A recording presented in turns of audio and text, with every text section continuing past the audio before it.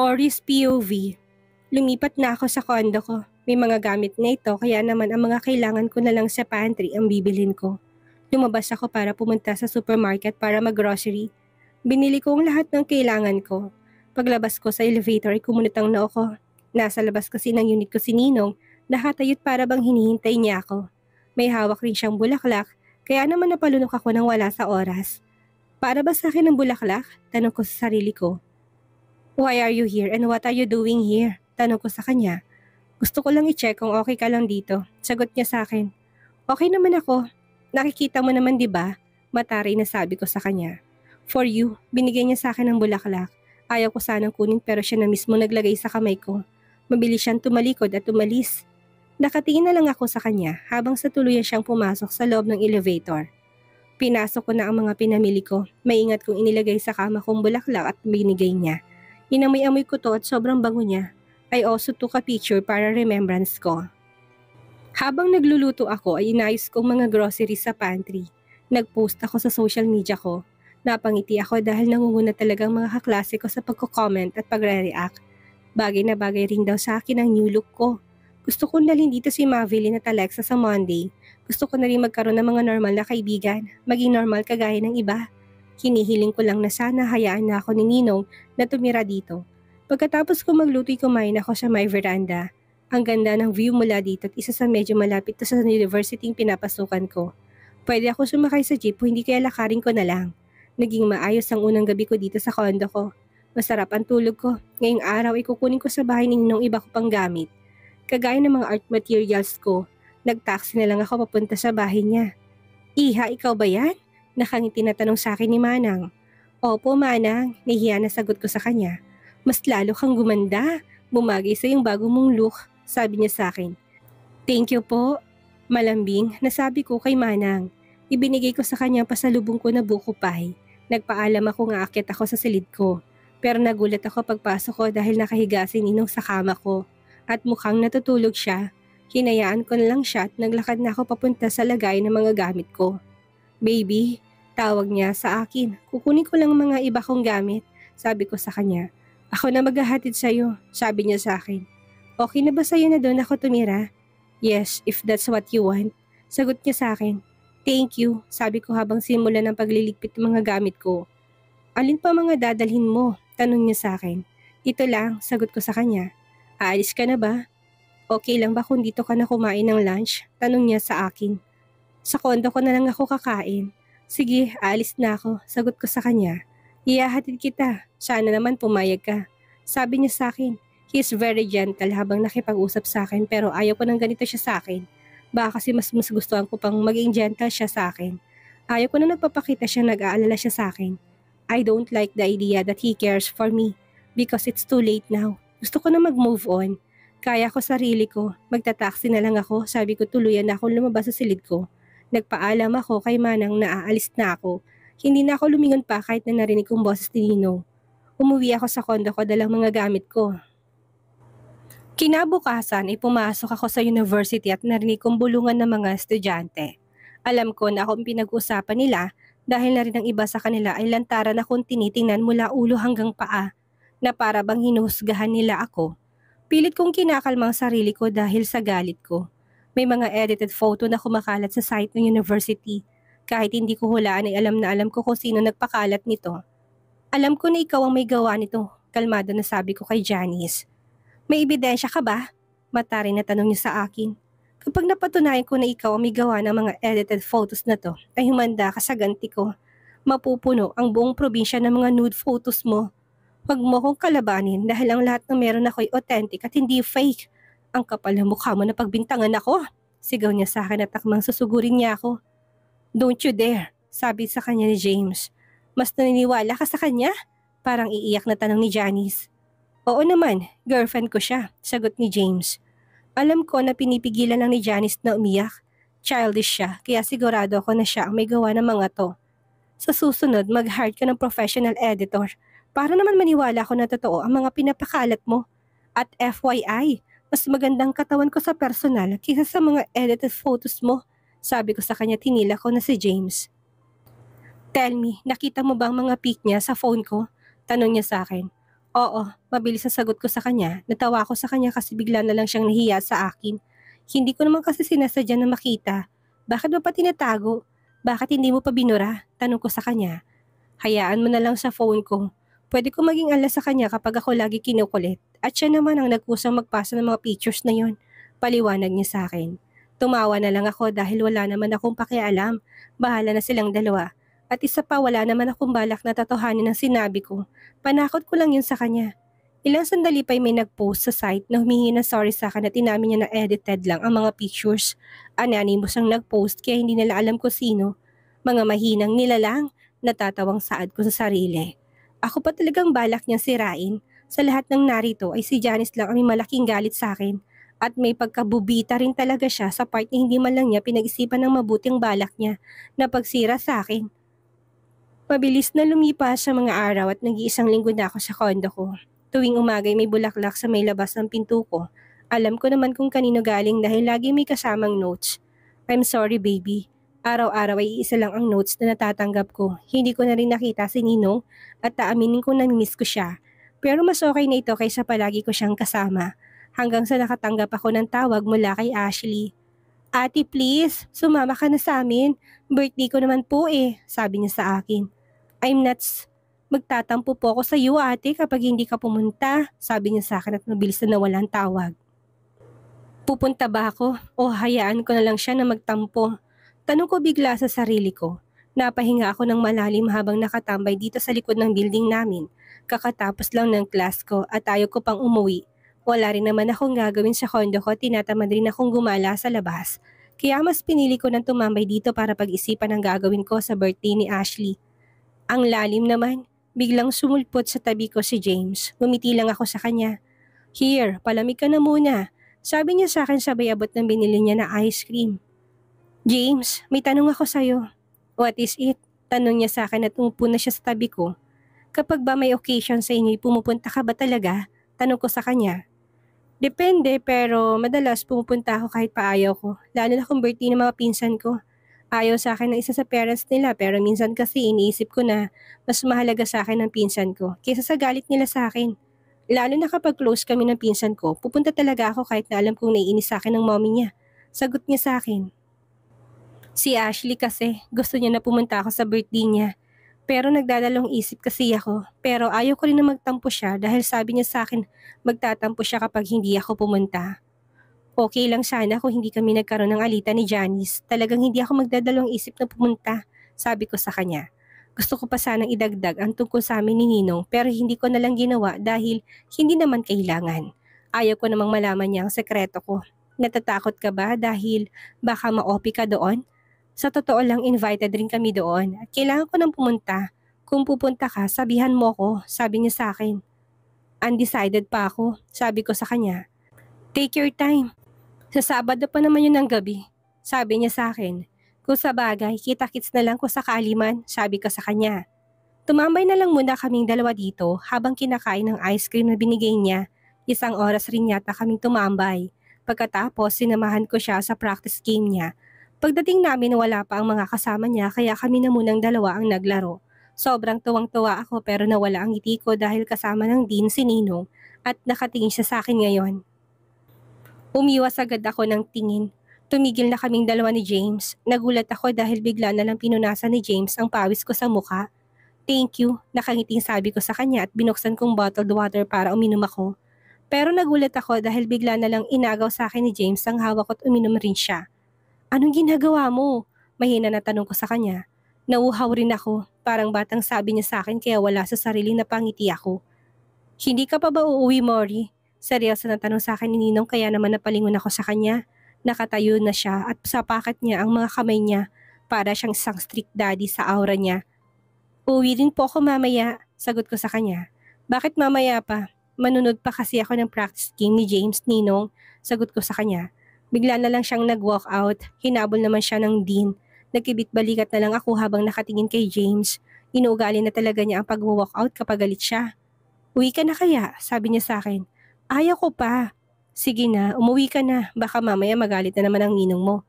Okay lang ba kung uuwi na ako? Tanong ko sa kanya. Alam ko naman na marami ka pang gagawin. Thank you sa pagsama sa akin dito. Sobrang nag-enjoy ako. Nakangiti sabi niya at ginulong buhok ko. Sige, galingan mo sa practice Mr. MVP. Biro ko na sabi sa kanya. Hatid na kita sa parking. Ako na, kaya ko na po, sabi ko sa kanya. Okay sige, ingat ka. See you tomorrow. Sabi niya sa akin. Lumabas na ako at naglakad papunta sa parking. Habang naglalakad ako'y nakasabay ko si Ninong. Hindi kami nagpapansinan ng dalawa hanggang sa nagulat ako dahil bigla na lang niya akong hinila papunta sa may malaking puno. Bitawan mo nga ako. Ano bang kailangan mo? Nainis na bulalas ko habang pilit na binabawi ang kamay ko. Pero nanlaki ang mga mata ko na maramdaman kong labi niya na ngayon ay nakadikit na sa labi ko.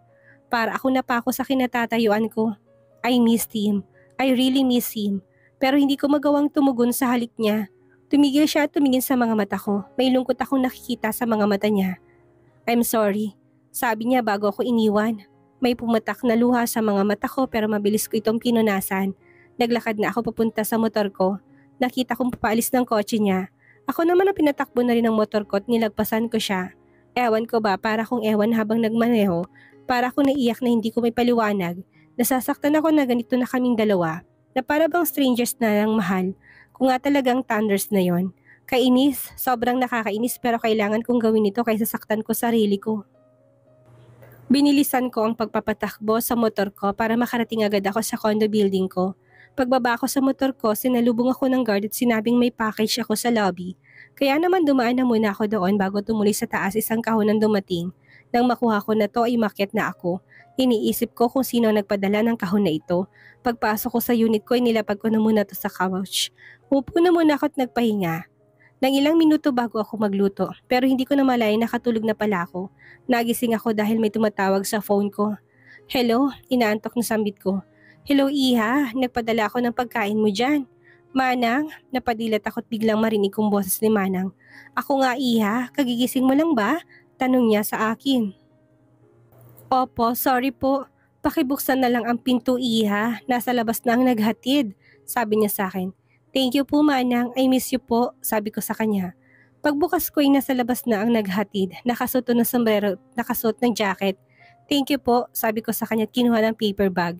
Hindi ako tumingin sa naghatid dahil atensyon kong nasa bulaklak na nasa sahig. Napangiti ako at kinuha ko to. Mabilis akong pumasok sa loob at hindi ko na tinapunan ng tingin ng rider. Excited ako sa mga pagkain pinadala ni Manang. Kaya naman binuksan ko na to kaagad at nilagay ko sa mini table ko. Nagtataka lang ako dahil parang iba ng lasa ng luto ni Manang ngayon. Mas masarap na yata to kaya naman magana akong kumain. Inubos ko to wala akong tinira. Pagkatapos kong kumain ipakiramdam ko busog na busog ako. Pumasok ako sa room ko para maligo bago ako matulog. Pagkatapos ko mag-quick shower ay mupo na muna ako sa kama habang nakatingin sa bulaklak na nasa tabi ko. Kapag ganito palagi mapupuno ng bulaklak ang buo kong kwarto. Gusto kong kiligin pero hindi ko 100% sure na kilig. Matutulog na sana ako pero bigla akong naalalang box kanina kaya naman lumabas na muna ako sa room ko para kunin sa couch sa labas. Ano kayang laman ito? Tanong ko sa sarili. Nang makuha ko ay bumalik na rin ako kaagad sa room ko para doon ko buksan. At nang buksan ko to ay napatulala ako nang bumungad sa akin. Kaagad kong hinanap ang phone ko para tawagan siya. Ring lang ng ring at hindi niya sinasagot. Sigurado ako na sa kanya to nanggaling. Bakit? Bakit mo ba ako pinapahirapan? Tanong ko sa kawalan. Iniwas ko sarili ko sa kanya pero gusto ko pa rin ako maging parte ng buhay at pamilya niya. Kahit pag gaano to kaganda, ay malungkot ako nakatingin sa gown na pinadala niya sa akin. Hindi ko alam kung kaya ko ba tong suot. Please come and wear this. Basa ko sa note na kasama sa gown. Inayos kong gown sa box niya. Humiga na ako dahil gusto ko nang matulog. Habang nakahiga ako nakatulala lang ako sa kisame. Hindi ko alam kung ilang minuto o baka oras na siguro ko nakatulala dito. Pipikit na sana ako pero biglang umilaw ang phone ko. Kumulot ang noo ko dahil si Ninong ang tumatawag sa akin ngayon. Ayaw ko sana sagutin pero nakakatatlong tawag na siya. Hello, sagot ko sa tawag. Hello po, Miss Mori. Ikaw po kasi ang nasa emergency number ni Gov, kaya ikaw ang tinawagan ko. What happened? Tanong ko sa kausap ko. Lasing po, sagot sa akin. Ipahatid mo na lang sa bahay niya. Alam mo ba ang address? Tanong ko sa kanya. Miss, hindi ko po alam at isa pa po, ikaw kasi yung tinatawag niya, sabi niya sa akin. Hayaan mo na lang siya dyan. Okay po, sabi niya sa akin at nawala ng tawag. Gusto kong baliwalain pero hindi ko naman kaya. Hindi ko rin siya kayang tiisin kaya naman bumiyahe ako papunta sa bar. Hindi ko na ginamit ang motor ko. Dahil alam ko na may kotse siya, pagdating ko sa bar, hinatid nila ako sa VIP room at bumungad sa akin ng lasing na thunders. Lumapit ako sa kanya para gisingin siya. Napatakip akong bigla ng ilong ko dahil ang tapang ng amoy niya. Nakita ko na may natapong alak sa sahig kaya sigurado ko natapunan din ang damit niya. Inom ka ng inom tapos hindi mo rin naman pala kaya. Sermon ko sa kanya. Baby, is that you? Tanong niya sa akin. Iuwi na kita, sabi ko sa kanya. I don't want to. Tigilan mo ko at umuwi na tayo. Huwag mo akong pahirapan dahil hindi kita kayang buhatin, sabi ko sa kanya. Baby, galit pa rin ba sa akin? Ano bang mali kong ginawa? Dahil ba hindi ako umuwi? Shit, this life. Bulalas niya. Nahirapan ba siyang dahil sa akin? Sa akin ba talaga? Ayaw ko ma-stress kaya naman lumabas ako para magpatulong sa ibang mga staff na nandito. Habang nagmamaneho ko'y sinulyapan ko siya paminsan-minsan. Tulog na siya talatang pagod. Gusto ko sana sa kondo ko siya dalhin dahil mas malapit pero mas pinili kong sa bahay na lang niya kahit na medyo malayo. Para na rin safe at may tumulong sa akin magbuhat sa kanya papunta sa silid niya. Diyos ko po! Nagulat yata si Manang. Lasing po, tinawagan lang ako ng waiter sa bar, sabi ko kay Manang. Salamat sa paghatid sa kanya, sabi sa akin ni Manang. Ngumiti na lang ako sa kanya. Pinahiga namin siya sa kama niya. Lumabas sila at ako na lang ang naiwan dito. Tinanggal ko ang sapatos niya. Kumuha rin ako ng damit at ng malinis. Pinunasan ko rin siya bago ko pinalitan ng damit. Habang nakatingin ako sa kanya, gusto ko namang umiyak. Pero hindi ko rin naman alam kung bakit ako naiiyak. Mabuti na lang dahil napigilan ko sarili ko. Uwi na ako, paalam ko sa kanya kahit na alam ko naman na tulog siya. Tumalikod na ako para umalis pero nagulat ako dahil pinigilan niya ako. Nakahawak na siya sa pulsuhan ko. Stay, please stay, sabi niya sa akin. I can't. Boyfriend mo ba talaga si James? Tanong niya sa akin. Oo, boyfriend ko siya. Pagsisinungaling ko sa kanya. Ano bang meron sa kanya? Tanong niya sa akin. He's kind and sweet na kahit sinong babae gugustuhin siya. I lied again. Hindi mo ba talaga ako kayang magustuhan? Galit pa rin talaga sa akin. I miss you. I miss you so much, Maury. Sabi niya sa akin. I need to go now. May pasok pa ako bukas. Sabi ko sa kanya at buong lakas kong inalis ang hawak niya sa kamay ko. Kahit sana galit ka sa akin, pumunta ka sa birthday ni Ashley. Saad niya bago ako nakalabas sa pinto niya. Nagulat ako dahil nasa tapat pala ng pintuan ni Manang at nakatingin siya sa akin. Niyakap niya ako kaya naman naiyak na talaga ako. Hindi ko na rin maintindihan ang sarili ko. Tahan na, Iha. Huwag ka na umiyak. Sige po, aalis na po ako. Dito ka na matulog. Gabi na't delikado na sa daan. Pero, kahit ngayong gabi lang, Iha, sabi niya sa akin. Sige po, sabi ko sa kanya at pumasok na ako sa dati kong silid. Humiga kaagad ako at hinayaan kong sarili ko na matulog. Gusto ko na magpahinga dahil pakaramdam ko pagod na pagod ako. Napabalikwas ako bigla dahil napasarap ang tulog ko. Nang tumingin ako sa orasan ay 9 na. Mabilis akong bumangon at pumunta sa banyo para maghilamos ng muka. Kailangan ko na umalis dahil may pasok pa ako mamayang 1. Nagmamadali akong bumaba sa hagdan at bigla akong namali. Nang hakbang kaya inasahan ko na babagsak ako pababa. Nakapikit ako, tinihintay ko na babagsak ako pero hindi nangyari dahil careful. Malumani na sabi niya sa akin. Nakatingin ako sa mga mata niya pero umiwas rin ako kaagad. Kailangan ko nang umalis. May pasok pa ako, sabi ko sa kanya.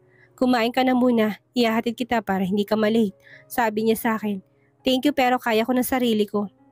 Hanggang kailan tayo ganito? Tanong niya sa akin.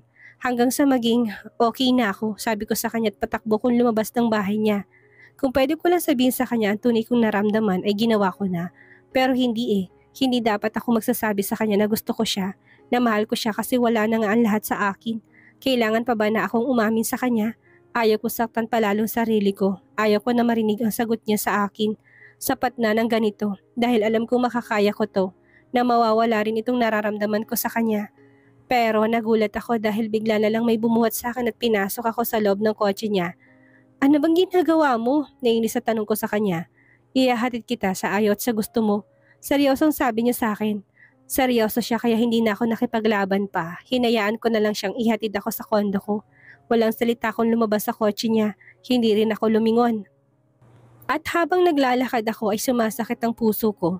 Gusto ko ang dating kami na kahit palagi kami nag-aaway, alam ko magkakaayos pa rin kami. Pero ngayon kasi nagiba na, na-realize ko na kailangan kong pahalagahan ang sarili ko. Pagdating ko sa condo unit ko, mabilis akong naligo. Gumawa rin ako ng sandwich na baon ko. Paglabas ko sa pinto, may bulaklak ulit at may pagkain. Pinasok kong bulaklak sa loob at binaon ko na lang ang pagkain dahil ayaw ko namang masayang to. Natapos ng maayos ang Friday ko. Dahil sa antok at pagod ako ay mas pinili ko na lang magpahinga sa kondo ko. Kinabukasan naglaba ako at naglinis ng buong unit ko.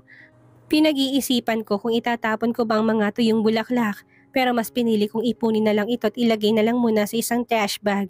Pero napatingin ako sa painting na ginagawa ko. Lahat ng kulay ng bulaklak ni binigay niya ginuhit ko. All kinds of flowers ni binigay niya inilagay ko sa painting ko. Kaya kahit na nalantang mga to, maalala ko pa rin ang lahat ng binigay niya. 3:00 na ng hapon at biglang tumawag sa akin si James. "Pupunta ka ba sa party?" Bungad ang tanong niya sa akin.